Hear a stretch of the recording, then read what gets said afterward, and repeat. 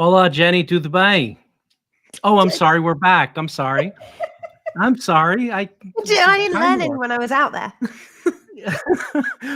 Mas tapas? Yes, that you learned that. I mean, that's what we ate. Welcome, ladies and gentlemen, to Midwich Live, and we are going through some Spanish and obviously, in my case, Portuguese withdrawals. Hope everybody's well. Hope everybody had an interesting time watching our travels and escapades through through ISE this year. Jenny, how are you? Did everybody make it back okay? Everyone made it back okay. I recovered pretty quickly this year. I was very, very sensible. So I don't know what's happened, but I realized some point during this ISE that I've grown up. It's a horrible feeling. And I chose to get some early nights on a couple of occasions instead of accessing all the parties that I might normally have done. So I recovered quite quickly. And I think everyone was more or less back to normal by the sort of Tuesday the following week. But a lot of the Brits don't stay for the full show actually, and we come home on the Thursday. So so it's an interesting one. I wonder about the Friday. How valuable is that day at the show? I'd be curious to know anyone that's joining us today, or if you watch it on record actually, just because it'll still be quite relevant info to capture. Did you stay to the Friday, or even just did you do all 4 days of the show? Yeah. Well, since we are telling truth, I do have to confess something that happened to me there, and I feel embarrassed about it because everybody's like, "Oh, you're going to be in Spain, you're going to be in Barcelona, enjoy the culture, soak it in." And by day 3, I had enough of tapas. I'm sorry. It was as for the uneducated American, it felt like I was eating Lunchables for 3 days. I couldn't have cold cuts and cheese after a full day's work. So I lied one night and said I wasn't feeling well, and I went back to my hotel and I ordered a hamburger because the hotel had hamburgers because I couldn't have another another charcuterie board for dinner to share. I wanted a hamburger. Amazing. So unfortunately, I put a lot of time and investment into myself here. I needed something with carbs, and I was on Taste of home. Yeah, You're I searching for a taste needed of the home. home style. God, it's so bad that I did that. But it was this like all of a sudden I find myself in Spain and I'm on a keto diet, and I was not prepared for for high protein and cheese. Like, wow. So yeah, that if that was my biggest confession, then that's that I felt I'm okay with that. I'm okay with confessing that. Jenny, you had first of all, before we go into any further confessions and how we like the show, let's give the audience our details and information because you have this little thing that you've run through, and I completely forgot to do that 2 minutes ago. Fine. I forgot to do it too. I got hooked into I got thrown off by the Spanish that I didn't know. So welcome to Midwich Live, everyone. We are back from ISE. We are streaming around the world via Midwich's YouTube, LinkedIn, Facebook, and Twitter. Please ask us your questions or comment throughout via the chat function on whichever platform you're joining us from, because we do get to see them from within here. If you don't get to watch today's show in full, which I doubt you will because it's going to be a long one again, don't worry, you can watch it back via Midwich's YouTube channel. Just search the Midwich Group or Midwich Live ISE Wrap Party. And don't forget to subscribe. The show will also be available in podcast format too via Midwich's Midwich Sounds, and all the info will follow via Midwich's social platforms in the coming days on that. So we are going to tackle the what we saw at ISE topic, basically. Yep. And it was, I mean, it felt like a great show. You've got the stats, Chris, right? And we probably Absolutely. have to delve into the product stuff fairly quickly because we've got a couple of interviews as well today that we captured from the show. One of them is with Mike Blackman, so we'll show that one quite early in this program because it was his event. And then we also spoke to David Labuskes, so we'll show that one towards the end because he let on a few tips and spilt some tea for us on InfoComm, which is great. And obviously the next sort of big event that we're all looking forward to. But Chris, you know how many people went to the show, right? Yep. This year they the official unique attendees was 58,000 unique attendees at the show from 155 countries. So that was a healthy number. To me personally, I think that it's a little off from 2019, but aren't we all a little off since 2019, to Yeah, be honest with yeah, you? yeah. But it's a good number. I think it's a statement. However you look at it, I think it's a statement that says, and we may have asked this question in our interviews as well, that, is this the emphatic statement that trade shows and that Are people are back. back? Mm. It felt that way.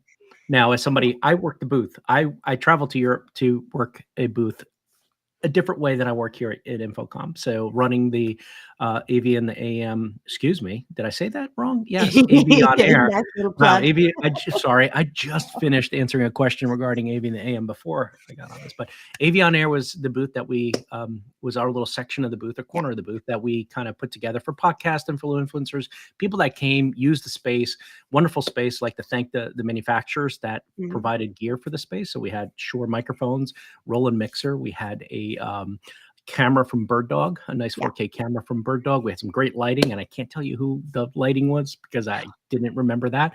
But we had some a great setup. Actually, a lot of people commented on how nice it was, to be honest Yeah. with you.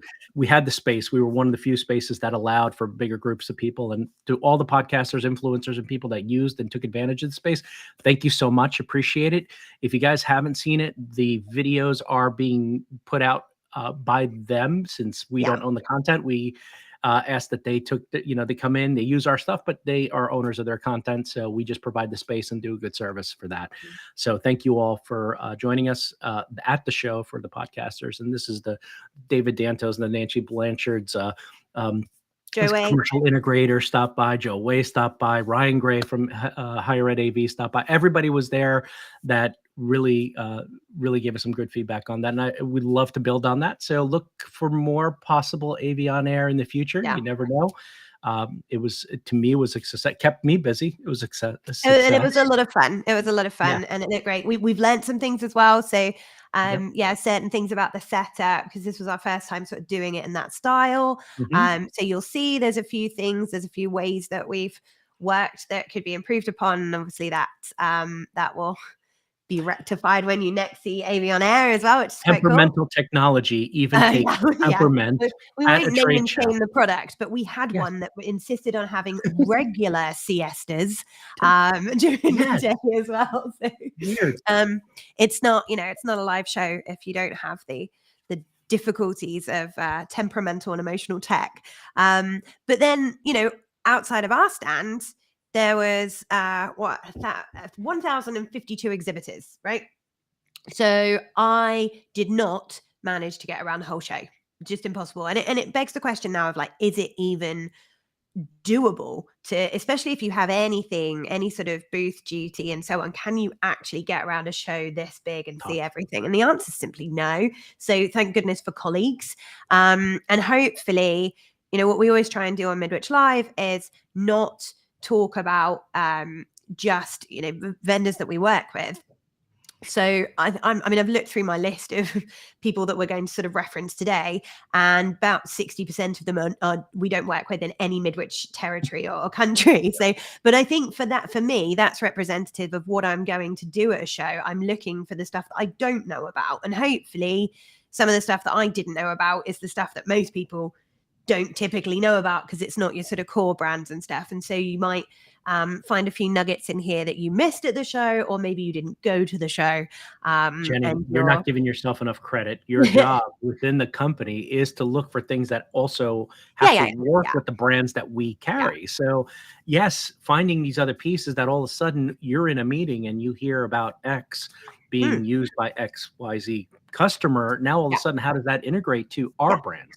So it's absolutely necessary that you do have this role of being able to talk about all this. So I'm looking forward to this, because I was doing the booth thing. So I'm excited to hear what you got to offer our audience, because I'm sure they're interested too, because unlike others, we're working professionals. We work in this stuff. We're not journalists by any means, and we will never call ourselves journalists.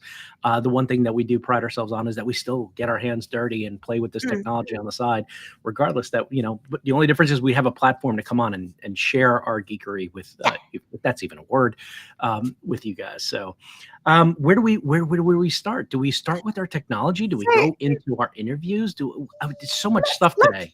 Let's do a bit of us, and then a bit of Mike, and then a bit of us again, and then a bit of Dave, and then we can let folks go home. So right, okay.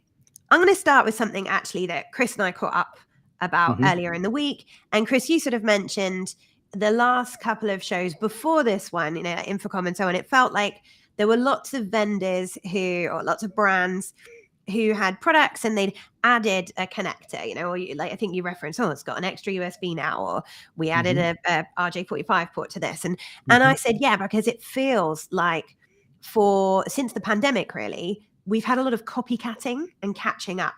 So there's been these product releases for, circa 3 years, I guess now, of theirs can do this, mine can do that.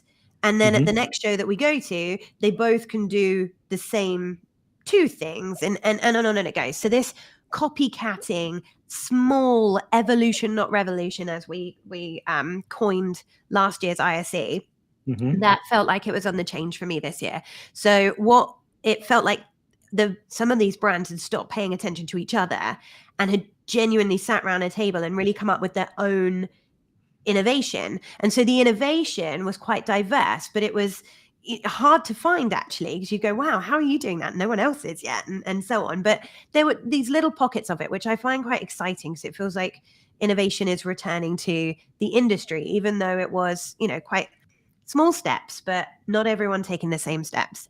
So for me, there were some themes present across, the entire show floor and all of the different halls.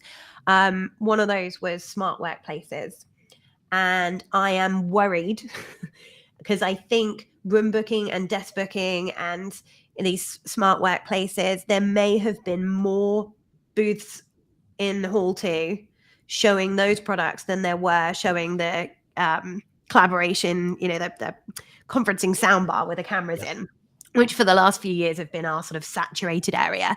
So there are tons. And I'll be honest, I did a couple of booth tours. I was really impressed by 2 of them. And then I stopped doing the tours because I can't go through another very similar product demo. It just got a bit repetitive. But I think that is representative of hybrid working and what people are looking for right now. So smart workplaces, that's my theme number 1. Theme number 2 is not a new one. It's meeting equity. But we saw some changes. So meeting equity is now taking this path of how close to reality can we get? And they're doing it. There was a few different things that were happening. So one, eye level. There's quite a few people looking to address the eye level sort of things where you're in a meeting room and you are either looking down at a camera, up at a camera, or the camera's in the center or at the bottom of the screen. So it's quite obvious, as I often found if I watch back a Midwich live, it's obvious that I'm looking at Chris on the screen rather than into my camera and stuff. So, and that is distracting, and it's not a true representation of a real life meeting. D10 here is the one that, so there's, you go, first brand that I'll mention, D10. Now I went to the stand on your advice, Chris, because you said, go and have a look at their meeting room. They've got this D7X set up as a dual, and in between it, they've put the conferencing soundbar, but I don't know why I'm using my hands here. I obviously haven't got the product. Because it wasn't under, it was in between, and it was vertical. It's vertical. That's the word that I'm looking for. It was vertical. Yeah. So, and it worked really nicely, actually. You didn't lose anything in terms of, I don't know why in my head I thought, oh, well, that affects the audio in terms of the speaker outwardly, but it didn't. The experience was exactly the same. And yeah, from when you looked at yourself, your own view, It did. You were very much centered and looking at the correct height. What I didn't expect, or I didn't know was coming, was the little view cameras. So they've also addressed this for rooms that have a single display. Mhm. And these are there's a View and a View Pro are the names of the D10 cameras. I think you can find information about them. Well, either from your Midwich Group company Yeah. or on the D10 website. And they are small, sort of square-like cameras, and they clip to the side of the all-in-one display. And so again, it brings that eye level correction somewhat there. So because you're not looking above or below wherever the camera has been put. So I thought that was very interesting. There were a couple of other examples. That one for me was the obvious one to mention, but yeah, addressing the eye level. The second one was spatial audio. So I saw this on the QSC booth. Oh my goodness, what a booth. So they did something different. They did what I think is the future of trade shows. Rather than a sort of shop start, walk around and browse things. And if you happen to be with someone, they might touch it and do a demonstration. QSC had you went on a journey. So you went into room 1 and they showed you QSys control, which was fantastic. But it was a predetermined I don't know, like show Almost reel. like an amusement ride, It right? was, it was a bit. It was a bit like you went into do you know what else it reminded me of? An escape room, because you went from one and then into the next when you'd finished and into the next. And I did think Jenny, like, don't give away all your trade show secrets now. there We don't should want people have been building booths around your idea. there should have been like a quiz or something. We don't let you out until you can answer all the questions about our products. Yeah. But it was great. The first one is, up comes all the different content, and then you move through, and I think it was the second section of room that you went into that had like a Microsoft Teams setup with a 21:9 front row setup, and then these speaker and mic pods, 3 of those dotted across the meeting room table.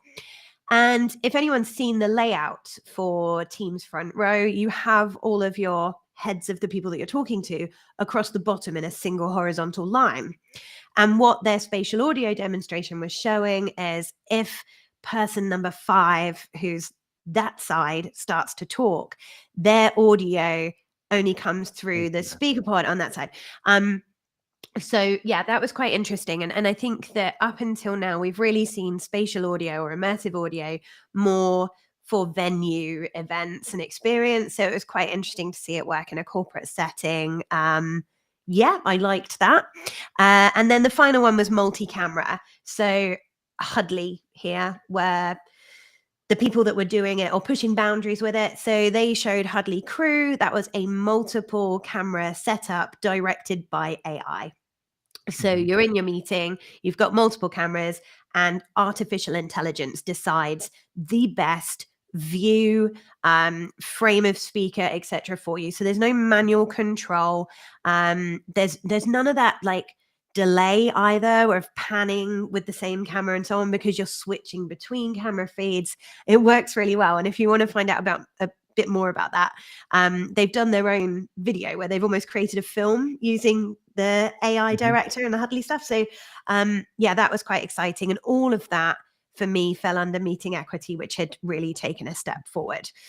Number 3, content production. It was everywhere. And I don't know if anyone got a chance to go and have a poke around the sort of content production zone. There was an esports setup. They didn't have Mario Kart, so I couldn't, strut my stuff. There was Group Media had done like a virtual studio, and there were some people recording there, like Invisys Consulting and some others at 16.9, some of the digital signage guys. That was really cool. And just tons as well outside of that zone of XR studio spaces and so on. So Abson had one, Disguise had a great booth showing that. And then so what have we got? 1, smart workplaces, 2, meeting equity, 3, content production, and then finally, loosely attached to the previous, AR, VR, immersive, experiential, everywhere, just everywhere. And what I think is most exciting, and if I could get in front of, a world full of school leavers now, I'd be saying to them, AV products have reached this point where we are blurring the lines of what's real and what's not through the content that we can deliver, audio and Mhm. video. And how exciting a time that is to be, where the tech is sort of just Yeah. providing these real life experiences and so on. What a great place to be working in. So they're It's my great to show open. themes. Yeah, yeah. Yeah. um those are my show themes. I think what we should do now is hear what Mike Blackman himself had to say about his show. I think we've got about a 15-minute interview that Chris conducted, because he was still at the show on the Friday and I'd gone home. And then when we come back, I've got some category highlights to share. And Excellent. I'm also going to say what I think was the weirdest product that I saw at the show. And then I've picked out a few stars. I don't know, like a little awards as well by vertical market. So hopefully everyone will find that interesting. But let's see what Mike Blackman had to say to you, Chris. Let's go to the videotape. Welcome everybody. My name's Chris Denham. I'm the market development manager at Starin. We're at AV on Air, and I got a special guest here today. Jenny, who was supposed to be here to my left, said no. I'm not. She refuses to be. No, she's not refusing to be here. Unfortunately, Jenny had to step out. It is Friday at ISE. We are recording live from the trade show, and our special guest is taking some time to come visit us. Mr. Mike Blackman, how are you, sir? I'm good, thank you, Chris. Glad to be here. Yeah. And smiling, as you can see. Absolutely, absolutely. So tell me what has transpired this week. It's a little busy for you, right? I tell you, I'm running. This is a big venue. It is. I'm wearing trainers today because running backwards and forwards. I don't know how many kilometers I put on my feet. Yeah. But I said today is trainer day. Dress down. I love your dress down. This is great. I can't. Mike Blackman relaxes in a three-piece suit. This is wonderful. No, we're having a great show. More important, the feedback we're getting from the exhibitors has been phenomenal. We had, and I'll give you some numbers. I don't have final numbers yet, No. but I can tell you where we're going. Yes. We had on day one over 33,000 people in the building. That's a nice soft opening you had there, sir. Really. It wasn't full. It wasn't even a full menu. It was just a soft on opening. and day two, we had over 40,000 people in the building. Now, there's a lot who came back from day one. Yes. And yesterday, I think we had about 30, I don't have the number yet, but we had about 35,000 people in the building. Okay. I don't know what today's numbers. Today's always slow. It's funny. The last day, it doesn't matter what show, InfoComm, ISE, CEDIA, last day's always quiet. But we have on day 4, not a bad audience, but everything's relative, and in comparison to the day before, it looks like there's nobody here. Well, these are cavernous halls. I have some numbers for you. I run around InfoComm. I average about 18,000 steps. Right? That's every hall. I figure you did more here. Just in 2 halls alone, I'm doing 26,000. Wow. In 2 halls. That's between 2 and 3. That's all I've been. Yeah, I've been doing the whole place. Yes, I don't even want to know what your step count. Your step counter's exhausted at this point. Stop. I didn't switch it on. Good, mate. Good. It is good. Some people don't want to see those numbers. That's crazy. But all right, so I made a statement prior to, and I don't know how we're going to play this back, but previously with Dave Labuskes on, I had said that definitively the statement is that AV is back. Yes. The trade show component of AV is back. Would you agree? I would reflect what Dave says 100%, 200%. What we've seen here is that, everyone was saying during the pandemic, virtual events, that's going to be the future. People are going to stop going to trade shows. Well, that is not true. Everybody's coming here, despite the challenges. There's still challenges to travel, but AV is back. What the exhibitors are telling us is that they're seeing really good numbers, really good quality. One I spoke to told me mid-afternoon on day 2 they'd already surpassed all their KPIs. And I love to hear things like that, because for us the success of the show is when my customers, when the exhibitors say to me, we just achieved everything we needed to and more. Yeah, I could definitely see that. This is a show, as somebody who attended InfoComm and I'm attending here, and I've been kind of starting to get back into the trade show, small events, roadshow routines. This one has big booths with big technology. 3 years of R&D has finally come into fruition. It's, yes, I guarantee you there's conversation about supply chain, but that's not something you can control. But new technology, they are feeding the geeks that are here, the nerds that want to see, touch, play, tap. They're here for that, and the companies are bringing it, which is what was missing prior to the smaller announcements, the upgrades. This is finally, here's our big display, and we've improved it 3 times as big. So we've seen a lot of product launches, and I think that's one of the things that's helped the success of ISE. That so many companies are bringing their new announcements to the show. Now, timing makes it good. Yeah. Being a beginning of the year, kickoff to the business year, the timing helps, and but it's helped us. We had over 650 members of the press here, TV, radio, famous people. famous people. The King was great. The King was great. Walking around the show with the King. Yeah. Every time I say that, I have to think about B.B. King and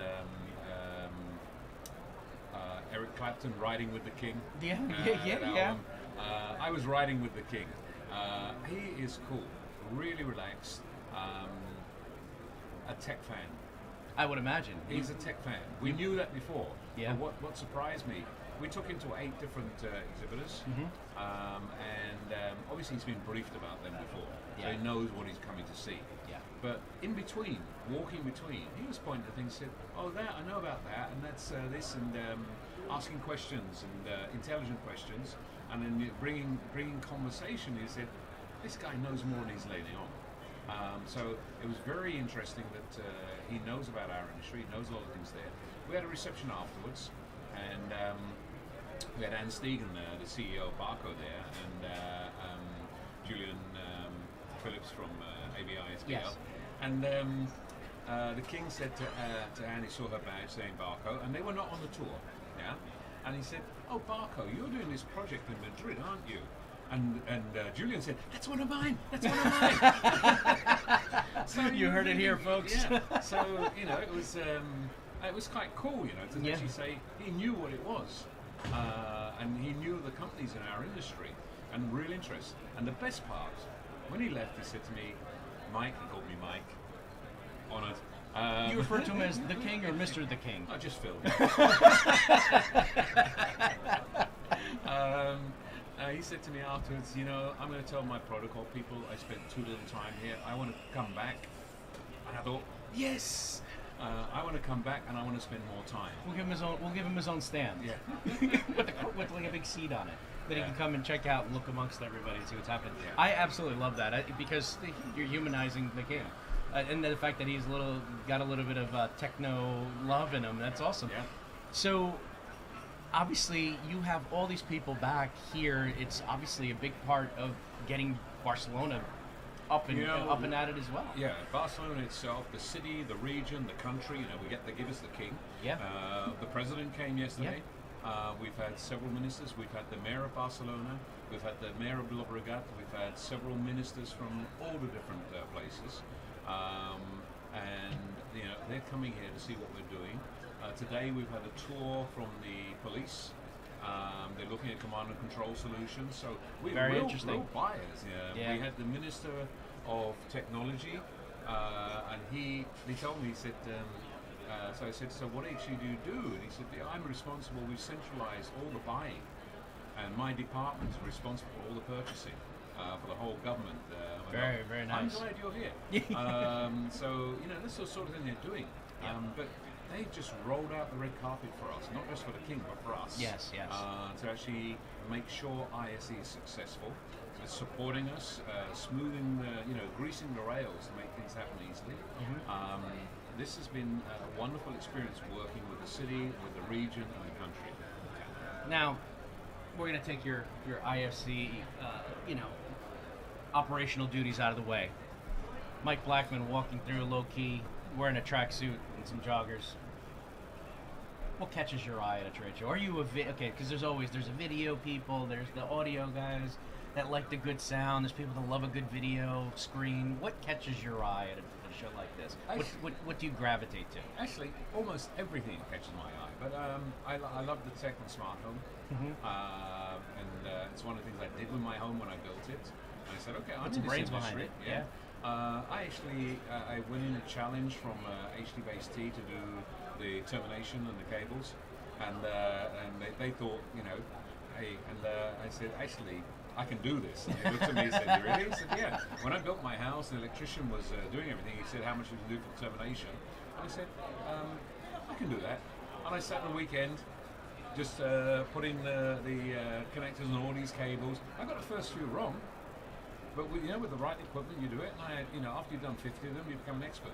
So, folks, there is a labor shortage. You can grab Mike Blackman to come in on weekends. He'll do that for you. When he's not doing ISE things, he'll do terminations. That's awesome. But I love that. My fun stuff is I love doing video. Yeah. I sit at my computer sometimes. We have a thing. We make a lot of video content here at the show for us. We're marketing the show. Yeah. And over the years, I've always done one for the staff. We have a team meeting in March, and we get the outtakes. I take some video material. I didn't get time this time, but I said to the video team, please, do something. And I make a video that's a bit of a surprise for the staff afterwards. So that's one of my fun things. So I like video. I like content creation. So I've been in Hall 6 and just looking at all the cool stuff. Yeah. Saying, if I could get a virtual studio, would that be cool? Holographic mic. That'd be kind of cool. Well, actually, that's my wife said. Can't you bring that home? I can't do dishes holographically. I will have it here tomorrow. Absolutely, we're going to bring it in. That is awesome. So, and I guess just to wrap it up, we got to get ready for. I hate to do it to you, but what's going to happen in 2024? We're getting bigger. I can tell you already the rebooking is going on. Yeah. With half the exhibitors, we've already rebooked more space than the entire show this year. We've expanded. Hall 4, we're taking over. That was IoT. Yeah. We're pulling content creation, which was a new area for us. We've had it in the show. You look at the May show, we saw so many virtual studios here. So we've made an own sector, and we've got a lot coming in there in Hall 4. Dedicating it almost to XR and everything that goes with that. Yeah. And Hall 1 is going to be about lighting and staging, because those guys, you can't mix them with a normal exhibitor. They want fog, they want laser lights, stuff like that, and that is not compatible with you. No. If you've got fog going through here and laser lights flashing over, you're going to be coming to my office the whole time saying Mike. So they're going to get their own hall. We're putting on Hall 1, and it's already half full. And we've got new companies, the biggest players in the market on books to do that. Awesome. We've got more. This year we did for the first time the sound demo rooms for Pro Audio in Hall 8. We had 8 companies in there. We're going to have more companies in there because they've all said, okay, this works, we want to do it as well. We did some outdoor audio demos as well. We're going to have more of that. So we're trying to actually listen to our customers here and saying, okay, what do you want to do that we need to change how you can do it? And these are some of the aspects that we've looked at and said, okay, it's costing us more money to do because we're not going to fill all the halls next year. But we have to do this to create what we need to achieve where we're going in the next 5 years. Where do you see? You guys see the numbers. You see all the things that are coming in. Where's the growth of people coming to the show? We have our goals. ISE has established itself very, very well in the channel, and the majority of our attendees are channel. Yeah. What most of the exhibitors have said to us is actually we want to reach the corporate end users. We want to reach the buyers as well. So a lot of our campaigns in the last few years have been built on getting buyers who are expensive for us to reach, but also more difficult for us to identify. So we have to do a lot of work, a lot of investment to actually get those sort of people. So you're going to see more and more senior level buyers coming. Our focus is to get the C-level coming in. You're going to see more government people. We get the local government people coming here who are buyers. I said already about the police coming. We've had the ministries here, etc. We're going to see that happening on a European level as part of our focus. That's where we aspire to be, and it's not to get them here because we're trying to influence legislation. It's trying to get them because we know they spend big money. Yes. Where does higher ed fit into the mix? Higher ed is significant, and we do quite a lot on that side. It is also something we know that we have to nurture, we have to sponsor a little bit as well. And we've been doing that, and we're expanding that. We work with Joe Way. We and his group. work with Shoms in the UK.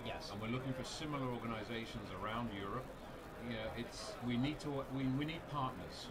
So anyone out there listening, if you're running associations or groups in higher ed, reach out to us. Sounds good. We will work with you. We see you as important, and we need to help to identify who the right people are. Next time we'll see you is you're going to visit us in Orlando. I will be there. It's in my contract, actually. Get out. Seriously. I don't get nothing in my contract. I can't even get the brown M&Ms in my contract. My contract says I have to be at CEDIA Expo and I have to be at InfoComm. Very nice. Very nice. Well, you heard it here first. To wrap up the conversation from Mr. Blackman and how everything is shaped up here this week, congratulations, sir. It's an excellent show. As a nerd, I love seeing this stuff. As a integrators, distributor person, I'm happy, proud of the brands that we carry because they're all here and they're all doing their thing. So I couldn't ask for a better thing. Jenny sends her well wishes, but Jenny had to take off a little early, and that's it. Is there any final closing thoughts you want to give us? Yeah, next year's show, 30th of January to the 2nd of February. Come to Barcelona. We are doing everything to welcome everybody. It's a great city. You can eat out here cheaper than Las Vegas. True. And this city has great restaurants. Tack some days on at the end. This week we've had sunshine and blue sky. It's only been about 15 degrees, but when you stand out there in those terraces there to eat at lunchtime, they're crowded. People are having lunch there sitting outside. So really nice atmosphere. Come and join us here. Awesome. Yeah. Ladies and gentlemen, this has been Midwich Live. I am live from ISE at the Avion Air recording studio at the Midwich stand, not Midwich Live. From myself, Jenny Hicks, producer Carrie, I'd like to wish you guys all a great show for the people that are still watching this, if this is still going to be produced in time. But if not, I'm going to send this back to our live component that's going to be wrapping this around. Thank you, sir. Appreciate it. Chris, thank you. Always a pleasure. Back to you, Jenny and Chris. Man, What do I I love love is about a minute before you finish, there's some random clapper. Did you hear it? Like on the Yeah. It's from nowhere clapping. That was my 2-minute warning. I also really appreciated what you were saying and been earwigging or something. So I mean that was really interesting, especially the stuff about the content production zone being a full hall next year. Like, I think we've had this on another show topic that we covered where we were talking about broadcast and like how it's becoming core AV now. Like it's such a big part of what we do, and we're probably already merged more with that tech industry than we are in any other, and it having its own hall like UC is and signage has and stuff, that's just sort of firming it up, isn't it? Which is great. The content creation side of the business is great. And by the way, if it is watching, yes, it was applause on tap. I triggered the button to clap because that's what we need. The content creation stuff is a topic that I love talking about because it's always debating. We're always debating if the content creators, what their place is at the show, because they're providing the content that goes into the booths, and then the manufacturer's kind of just like, hey, here's our display, and content was created by that guy over there. And it's just kind of off to the side for them to have their own place. I think it's about time. I think that nothing that we show on the big formats, whether it's projectors, screens, spatial audio in the museums and stuff like that, it all goes back to the people that are producing what is coming out of those things. So it's super, super important that we do that. The conversation with Mike was great. He's always very good on the interviews. I have a great time usually back and forth with him, but I was surprised that he went to the smart home side, considering that he's that he started, I guess, in the commercial side of the business. I was waiting to hear I got this great sound room in my house. He's like, no, I like my stuff to turn on when I walk into the house. I'm like, okay, but that is typical most people at this point. I mean, we all forget Mike is human. Yeah, I'd like to walk in and my lights turn on because of the room sets. It's really interesting. So, because I think a lot of us are drawn to products we use. So if you are somebody who regularly uses a meeting room in your office and so on, you're wandering around the AV show, but maybe you're actually, I don't know, an LED product manager or something, but you're still going to go, cool, that works better than what I've got in my meeting room. And interestingly, Innovation House, our experience center in the UK, we've had bosses of various corporations come in looking for products for use in their office space, having the full tour and going into the cinema room and asking to be quoted on the cinema room for their home. Like, yes. So it's, there's an element of that. And, maybe at some point, the Resi representation this year was so much better than it was last year. I know you didn't go to the show last year, Chris, but there was far, far less. It felt like the residential sector hadn't really showed up. And yet this year, Hall 2 was sort of split bang in half of it for quite commercial, custom install and residential product. And then the other side was the meeting space stuff and the UC stuff. So, you couldn't miss it. And actually, I've got a couple of hot picks. One that is definitely a home product for later. One of the things that I had a call this week with the gentleman who is kind of putting together the whole CEDIA commercial integrator show that's coming, I think, in September in Denver. And part of the conversation is like, there's commercial side, there's Resi side, and the two are blending. I'm like, right in the middle, can you put like where the two kind of connect? Can you put like home offices, home networks, and the part of the Resi-mercial conversation, which is the made up term, but you kind of like make that the division line of where, you start going from, church audio into home theater, right? If you put that kind of separation, I think that'll take people through that journey, because one of the things that I saw last year attending a residential show that had bits of commercial put in there on purpose was that showing an integrator, somebody that came up to me and was like, you're doing these residential spaces. Have you thought about putting a sound bar in the office or in a space? And they're like, I can put this in a theater room. This actually works. Where you would put the sound bar, our UC sound bars now showing up in spaces, because the dedicated home theater during the pandemic evolved into a multi-purpose space where it wasn't just it was now your Pilates space. It was a yoga space. It was meditation. It was not, from the residential side, it wasn't just dedicated to at night movies or on weekends with buckets of popcorn. It was now being used. The couches were being replaced. The permanent theater seating were being replaced with the ability to bring your Peloton in there and kind of, I'm going to go through the Alps this morning. That kind of mentality. So yeah, it's cool.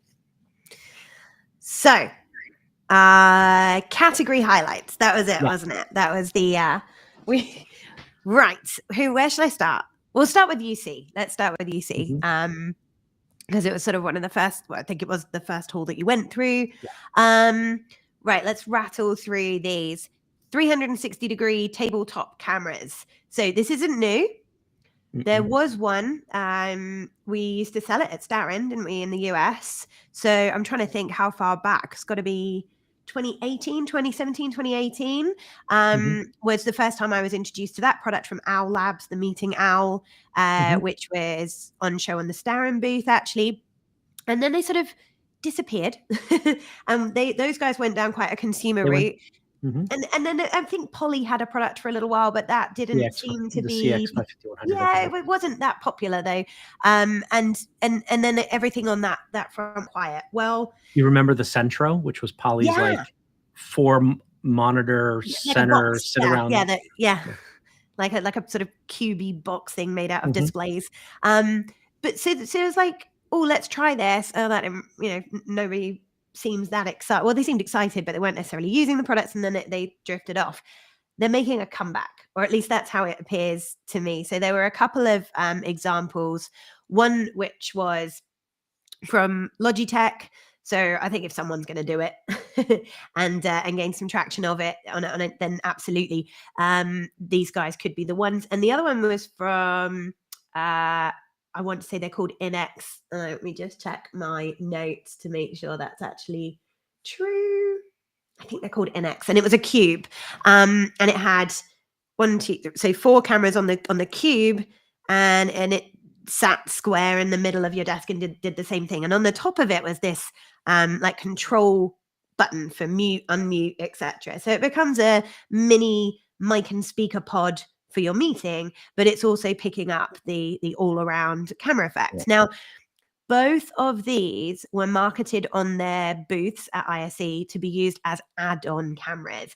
And I think that's where maybe why this product might now start to see some success. That's not to say, I think our labs did see quite a lot of success initially. But then, the whole world needed video enablement. And so people went for, full front-facing solutions. The idea now that we add in an additional camera feed, well, 4 technically from these 360s, this plays into the multi-camera setup.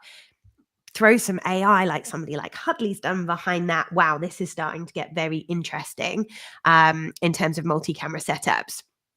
Then we did see multicam setups. Huddley, Yealink, I saw some as well, and there were more dotted about. I'll be honest, I was expecting more. I thought that that was the only place to go, really. I walked into ISE expecting to see tons of meeting rooms of the future with, production style switching. And as I say, I found sort of 2 credible demonstrations. So maybe we'll see more of that at InfoComm. I think I think it's on the fence because of how return to office has been like start, stop, and I don't, I think that's a big part of it. Well, and economic situation, right? I think that maybe almost everyone has enabled those spaces for video to support the hybrid or the return to office. Yep. But they maybe haven't spent all the money that they could on them, or they don't really need, they're still waiting to see what the culture is going to do. But as I say, I was expecting a bit more of that from the vendors to have on show.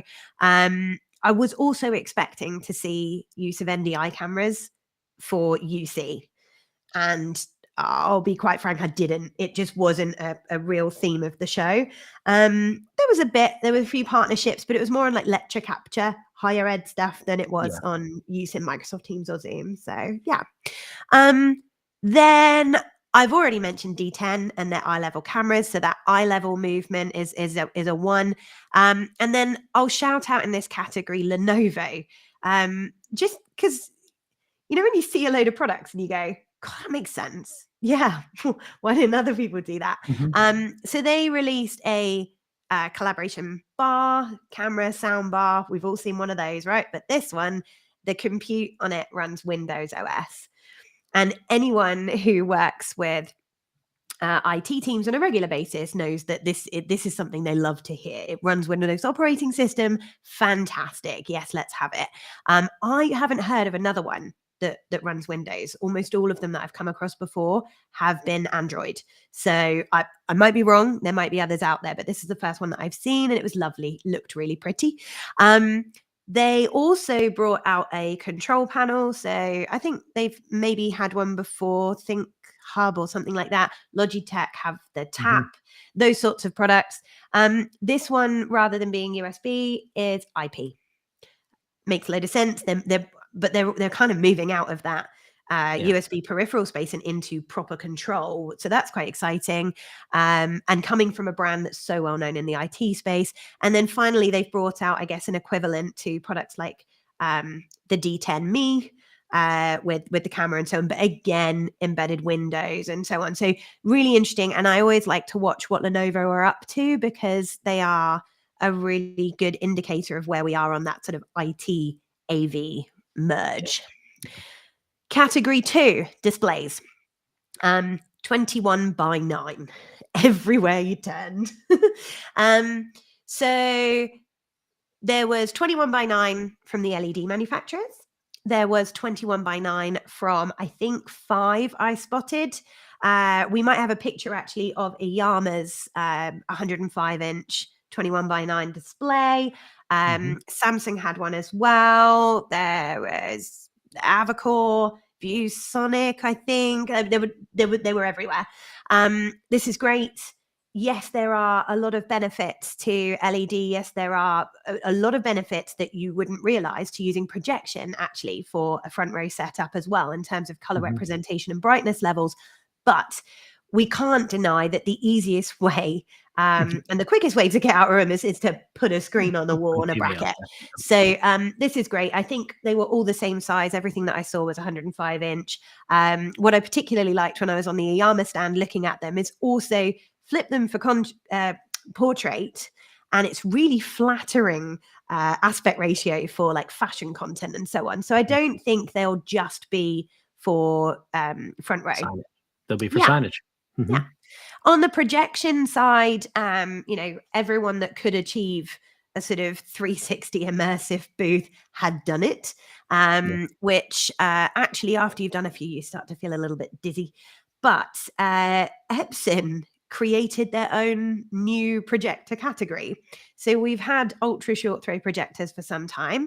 They now have a super ultra short throw projector, SUST. Wow. And they were showing it again, using it in a 21 by 9 front row setup. And it looked lovely. And it just, you can get it so close to the wall stroke screen surface. It also keeps it away from people, because one of the big things, even with ultra short throw and having, say, a meter or so distance, people will still walk quite close to it, and then they knock the projector and so on. This is some of the issues that put people off using projection in a meeting room, and why in classrooms they're almost always ceiling mounted. So yeah, this was interesting. And actually there's a lot of applications, not in meeting rooms, where having a projector that can be that close to the projection surface, but not for rear proj, is particularly interesting. Micro LED, it was everywhere. Everyone has one now, and they all look great, don't they? And so much of it is to do with the content. But I'm going to pick one because it hypnotized everyone. LG. Magnet. So yeah, exactly, the magnet. So what's special about this is they've used like their own what makes them different, I guess, is this black coating that they've used. And with that, you get this incredible contrast ratio, because of the deep blacks, and it is the coating that they've used. And it was great. I mean, to the point where you knew it was photographic and video content, but it didn't look real. It looked too good to be real. Real, but it looked more like CGI. And I mean, congratulations to them, because I think that was a real showstopper. Everyone stopped there. It got really annoying towards the end, to be honest, because you couldn't walk past that part of the corridor. And then in displays, my last one would be holograms. So there was Hypervision, which we've seen regularly now at shows for a while. Where in InfoComm we had Proto with the capsule. We had a very similar product, but from, is it ARHT or ART? I don't. So that was fun, loads of fun, and I can see numerous applications for that. And then we saw one from MuxWave or Mux Lab. Hang on.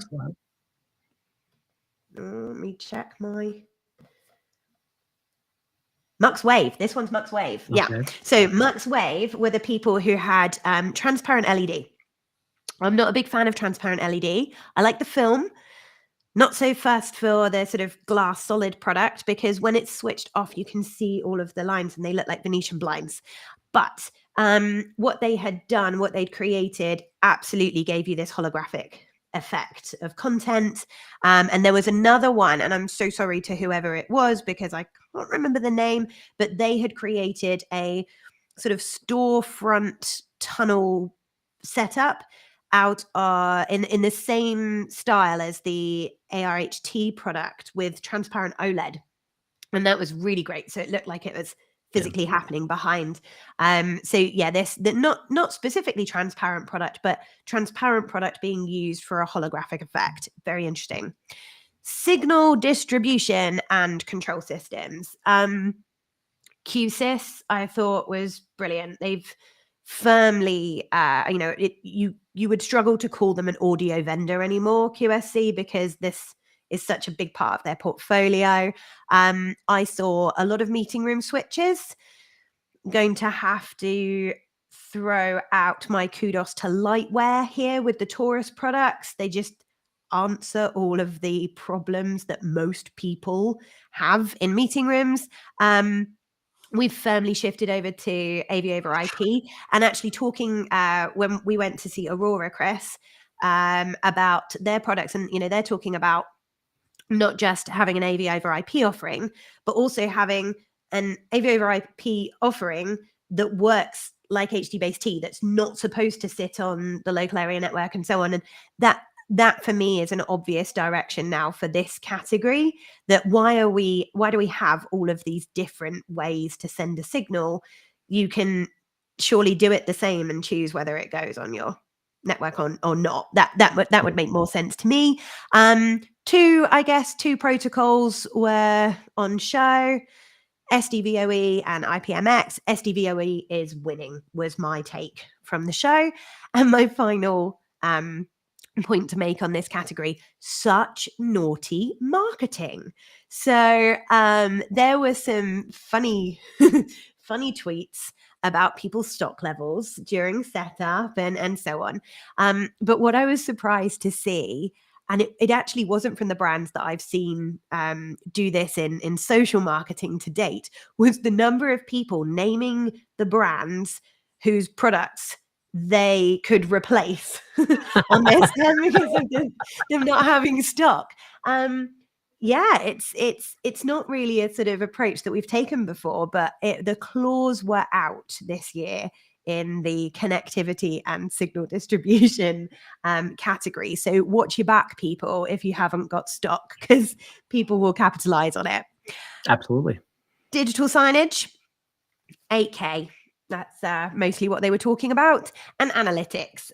So there was it wasn't in the signage hall. I think it was in hall 2, which was a bit strange. A company called Quiverdy. Not sure if that's how you say it. And they had a performance merchandising platform demo. And this had a screen and then a series of toiletry products. Now, we've all seen the lift and learn setups before. So you pick up a product and it triggers a content change on the screen. Great. And you go, oh, okay, I've learned about the coffee beans that I just picked up or the razor blades that I just picked up. This will record that the customer picked it up. Then if they put it down, what they picked up next. So it's sort of collecting the data that tells you what groups of products go together. What typically, if they don't buy this product, do they buy? Because of course, if they never return it, they'll mark that down as a probable sale. And I mean, I had a lot of questions about, or a lot of ways in my head that it could go wrong and that data wouldn't be particularly valuable. But equally, if it's right, there's some great lessons to be learned from that about not just how those products linked, but do products on the top shelf sell better than products on the 4th shelf and so on. So there's a science to it. Yeah, exactly. Audio, that's what I've missed. And you can tell I'm a video person because I go V then A. Spatial, immersive, holoplot. If you didn't get to see these guys, God, this stuff is really cool. It's beam forming speakers. So it's going to place certain bits of the audio where it should be, but it's in front of you. And it's quite an interesting. We've used something similar to that in museums and in obviously in the amusement park thing, but now it's starting to go more mainstream, and you can use it in other applications and it becomes affordable, which is the key. So I mean, and this was a matrix array of speakers, and where I've seen it before, the speakers have sort of been dotted around something that you're looking at, and and they'll block off. So you're hearing something that the person 2 meters along from you is not hearing. Whereas in this setup, we were all sort of hearing the same thing, but it was happening as if it was real, like surround sound, but there was nothing else around me. So where it was coming from, there's so many applications for this. And we've gone down the video route for quite some time now in terms of creating immersive spaces. Obviously audio is going to come and join that, and they've absolutely done that now. So and then finally, conferencing products were just everywhere. Every pro audio vendor has moved into the meeting room space and jumped on that. I particularly liked the STEM products from Shure. I don't know, it seemed like a really nice ecosystem. They had that sort of Logitech camera thing going on, and meeting room setup thing where there's an option for every size room to pick from. So you could easily become very loyal to that sort of part of that brand. Also, honestly, I just thought they looked really nice, which is a big deal now in meeting rooms for a lot of buyers. So final sort of dump from me before we hear from Dave Labuskes and then let everyone go home or back to work. Vertical market stars. So corporate. I have given my star status to Huddly Crew. It was just really clever.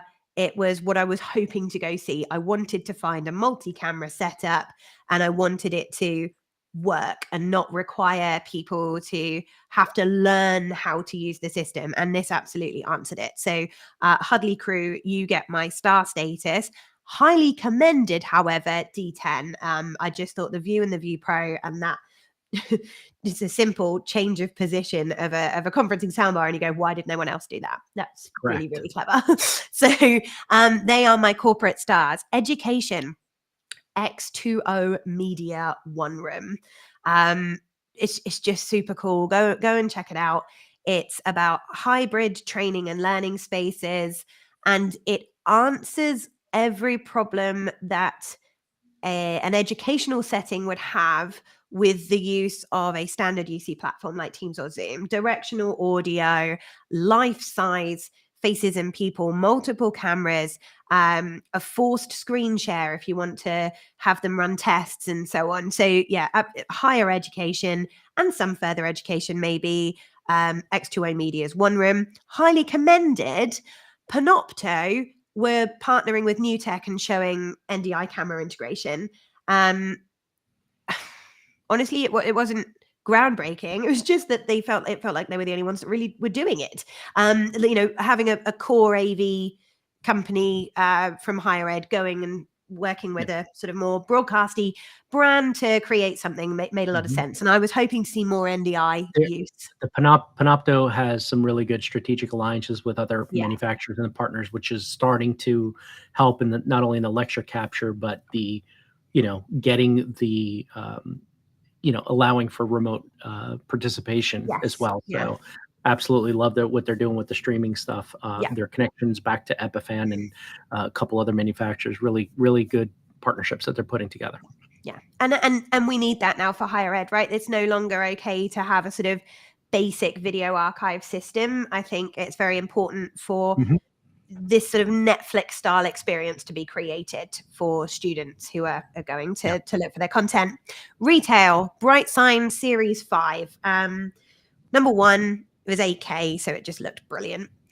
Number 2, they have cut out the middle product. So they've released a digital signage player that has multiple HDMI outputs. So you can now run your video wall from a, on steroids, super powered graphics engine, and you don't need anything in the middle. And you can either run that sort of snap to grid or windowing or one image spread across all of those displays. So makes a lot of sense to do it in one product. And then I highly commended the Quividdy PMP with the lift and learn and the analytics, which I've already spoken about. Media and entertainment, the Disguise XR Studio. It just looked amazing. And my highly commended here, but core, everyone looked really silly doing it. There was a multi-user VR experience. So at any one time, there were sort of 10 to 15 people with these headsets on, just wandering around each other. Obviously, they didn't bump into each other because it was multi-user, and their avatars were in the in the content as well. So, but from the outside, it looked ridiculous. But it was really, really interesting and good to see. And then, so final one, Resi. And I think I've got a couple of pictures of these. I didn't take many pictures at the show. I'm going to go with Star Status Folding Micro LED from Seed. It's very expensive, but this micro LED display folds inwards and then retracts under the ground. And then they have other versions of the product that fold inwards and become a sort of sculpture when they're not in use. And I think, you know, in certain residential settings and certainly on large boats, exactly. These are, but you know, it's impressive. I can't afford one. I don't think I know anyone who can afford one. But you know, you have to be impressed when people create something like that, don't you? And then the second one, and I couldn't really hear it properly because of the setting that it was being demonstrated in, but this is the Phantom speaker, and it just looks really cool. And when it plays, it sort of bounces, and it like. Yeah, it was great. It was great. So this is the Phantom speaker. It's not a transformer, but yeah, really interesting product. Looks great, and I think looks like a TIE fighter. It does, doesn't it? There was quite a lot of this in the sort of CI and Resi space, actually, of, you know, frames for your displays, like wood frames and so on. I think that architectural, you know, tech side is coming in now. You're starting to see ceiling speakers that were traditionally round now being square. You definitely see an aesthetic mixed into the commercial. Finally, they're learning from their, you know, from the Resi side, from across the hall, what to do. These are all great points, Jenny. I know that you put a lot of time and miles into your shoes to walking around to get all this stuff, and I'm sure the audience appreciates it. But one thing that we have to do, we're going to come back and wrap it up. But first, we do have a promised Dave Labuskes interview that we did with Dave Labuskes at the show, and giving you a little bit of previews, some nuggets about what to expect for InfoComm, which is now 100 plus days away, not even.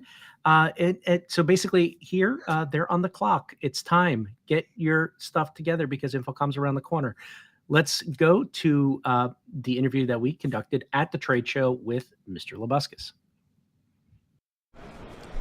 Welcome everybody to ISE 2023. My name is Chris Netto. I am the market development manager. Yeah, today I'm the manager. Yesterday I was the host. So today I got this right.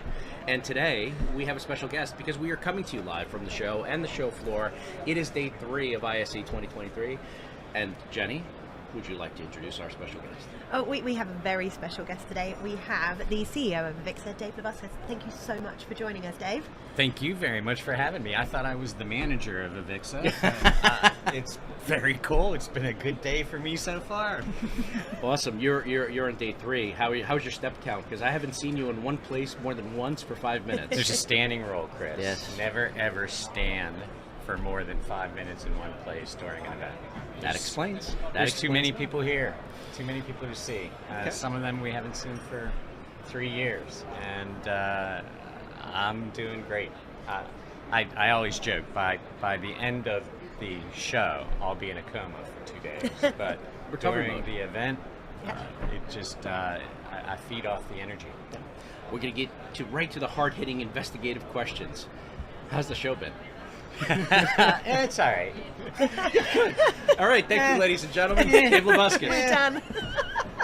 Show's been great. I think it's exceeded everybody's expectations. The complaints, any challenges with regards to the show are connected to the fact that it has exceeded everybody's expectations. The exhibitors, you can tell when you're a show organizer, you can tell how big your show floor is going to be. You know that months out, maybe maybe 6 months out. What you never know until you actually get here is how much of an investment the exhibitors are going to make in their actual stands. And you can tell they were all in this year. The amount of product announcements, the density of equipment that match the density of the people perfectly.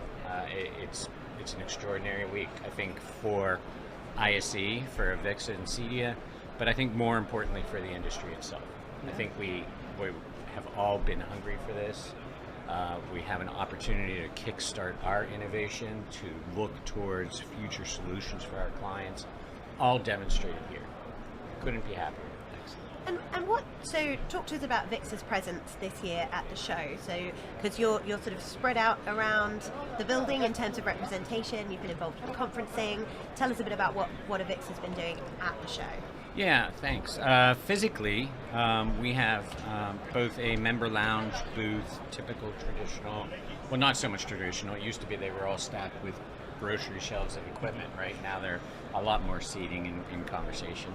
And then we also have the Exchange Live area where we're really bringing thought leadership panels, industry discussions in, and trying to connect that virtual community that we've built and launched with Exchange and align that with this physical community and gathering of those individuals that are in both places. I think ultimately that's the real strength of digital and physical working together.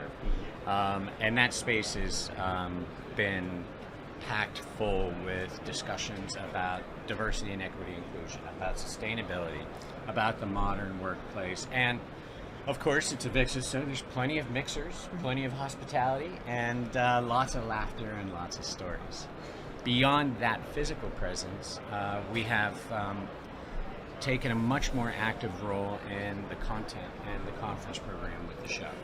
This is something that's always been a challenge for the ISE organization, because the ISE organization is a trade show organizer. Now every trade show has content, but that's really what the association ownership of the show is best suited for. That's the core strength we can bring, and I think it's evident if you look at the conferences that have taken place this week, the quality of the speakers, the level of attendance itself.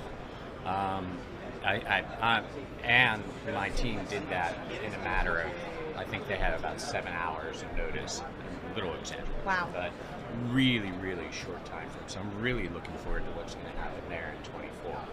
You know, that actually, you brought something up, and now I got to ask. You walk in day one, you talked about planning. There's a lot of organization that goes into planning in ISE, and obviously there's planning already going into InfoComm. When you walk through that door, did anything catch you by surprise that you were not expecting? Was it, and I'm going to go off on one thing that I noticed. People are back, the energy's back. It may have not been back 100%, we were almost there, but I feel that difference. Did anything catch you by surprise? Yeah, I am an optimistic person, but I'm also sort of paid to try to plan for the worst, and hope for the best, and I was caught by the crowds. I know that it's a frustration to stand in a queue for a long period of time to get into the building, but boy, what a glorious frustration to have. And I think if you look at the people that are, the lines first of all moved really quickly. The people are all meeting each other out there. It's almost like we've extended the show to while you're standing in queue to get into the show. It's like pre-concert. Everybody's already celebrating. I got dibs on the coffee machines that are going to go out there. Brilliant. Guys, don't take that idea. We're selling coffee outside. Are we allowed to ask about InfoComm whilst we're here at ISE? What's that? What's InfoComm? Go on. It's a little party. Go on. It's a little party Before that he we let throws. you get on with your very busy day, you have to just drop some nuggets of knowledge about what we can expect in June. I would love to talk about InfoComm. I talk about InfoComm all year. The 2023 edition, obviously in Orlando, 6 months from now, 5 months from now, I guess. at this You're on the point. clock, by the way. As they say during draft day, you are definitely on the clock. We are definitely the sales, the exhibitors are committing to the event. The booths. If we're going to talk about InfoComm, they're no longer stands. Yep. We're going to talk about booths. continue to add new exhibitors every week. I think they are about 8 to 10% from what we budgeted, and we're 5 months out, so that's actually way ahead.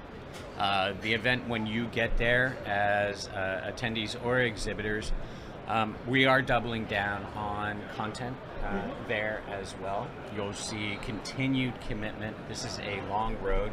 I will say this, I'll promise you now, I will say this for the rest of my career, that we're going to have content about DEI. We're going to talk about how do we increase the diversity and the inclusive nature of our industry and attract talent that we've not taken advantage of as an industry itself. Digital signage is back with our partnership with Digital Signage Federation, and design is back with that as well. We do have a new zone called Trailblazer Zone, similar to what's going on out in Congress Square with regards to startups. We've tried that a number of times. This time it seems like we've hit the formula that's already almost fully booked at this stage with the amount of time and space we have for it. What else? Business and leadership. So there's always been this sort of tug and pull about how much should AVIXA focus on business and leadership, and how much should AVIXA focus on technology, innovation, experience, etc. I think you're going to see and hear in a few weeks or months some really exciting news about some of the content we're bringing into that event as well. So the crowds will be larger than they were in Las Vegas. Let me make that commitment. I think it's obvious. Our industry is back. We are in an industry that is the industry that companies turn to solve problems like supply chain issues, to solve problems like recession, to solve problems like workforce development and recruitment. So I wouldn't ever say that we're recession proof, and I don't think there's any room for comfort and arrogance in our industry, but we are in just the right place at the right time as an industry. And being the event that represents that industry, the event to go to as a pro AV professional, it's a great place to be. So I guess one question I have, since you're talking to an audience of people that has changed in the last 3 years, they could be the seasoned professionals, they could be the mid-career folks. Specifically, what would you tell to the people that are fairly new, last 2 years, 3 years? What would you tell them about coming to a show like InfoComm? Well, it's the same advice for anybody that's been there 100 times. Is first, plan. Yeah. Secondly, identify what your purpose for coming is. If your don't tell your boss if your purpose is just to hang out with your friends at the reception. There are people that come for that.